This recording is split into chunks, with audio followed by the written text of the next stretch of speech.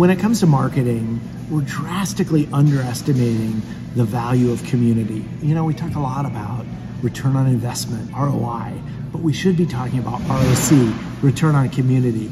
So what happens is we're totally blind to the idea of emotional connection.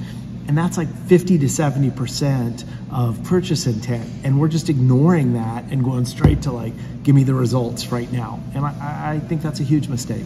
Let me give you an example. One of my former clients is Lululemon, and I believe they are amazing at building a community in a city or around a bunch of stores. I've worked on a bunch of events with them. They just make you feel special. And at one of those events that they do, you have to be there. You have to be in the room or at the event. You can't just look at a social media post and go, oh, I know what it was like. No, you don't. You know, Lululemon's gear is very expensive. It's on the high end of that category, but they justify it. They've made you feel so good at their community events.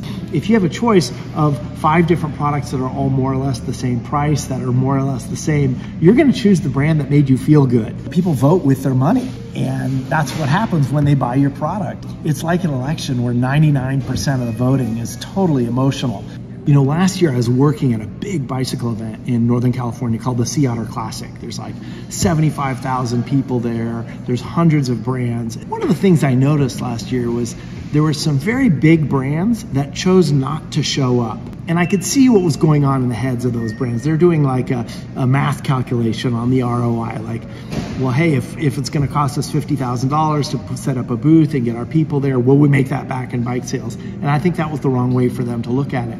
They should have been thinking about how much joy and energy they could be bringing to customers by being there. And they should have also been thinking about what are they missing by not being there. Like if you're there in a great activation, you feel alive. Even for non-consumer facing healthcare brands, community was incredibly important because they were building all these communities of healthcare providers. That was as important as customers. Then you can have communities of suppliers, communities of partners, athletes that use your apparel, vendors. So it doesn't only apply in the consumer space. You know, one of the things I love doing is customer research. Live events and community activations are great places to drop in and do some customer research and understand who's here, what are they thinking, what do they like about us, what do they not like. And you can also see, gee, who's not here? I thought that group would be here, they're not here. Why are they not here? What are we missing with them?